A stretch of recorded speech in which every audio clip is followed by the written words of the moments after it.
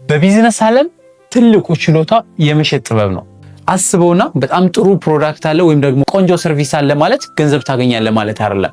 በሁለቱ መካከል ምንም አይነት ግንኙነት የለም። ትልቅ ጋፕ አለ። እሱን ጋፕ የሚሞላው የሴልስ ስኪል ነው። ዓለም ላይ ያሉ ትልልቅ ገንዘብ የሚሰሩ አሊያም ደግሞ ትልልቅ ተካፋይ ሰዎችን ስታያቸው ጥሩ ፕሮዳክት አይደለም ያላቸውን ፕሮዳክት ግን የሚሸጡበት ጥሩ ጥበብ አላቸው። ስለዚህ ያለን ፕሮዳክት ወይም ሰርቪስ ለከስተመር መሸጥ አለብህ። ስለዚህ ሴልስ ስኪል ያስፈልጋል። ወይም ደግሞ አዲስ ካምፓኒ መመስረት ትፈልጋለህ ወይም ደግሞ ማስፋፋት ስትፈልግ ገንዘብ ያስፈልጋል። ገንዘብ ሲያስፈልግና ከባንክ መበደር ስትፈልግ ለባንኮቹ ለምን እንደሚያበድሩ ሐሳብን ልሸጥላቸው ይገባል።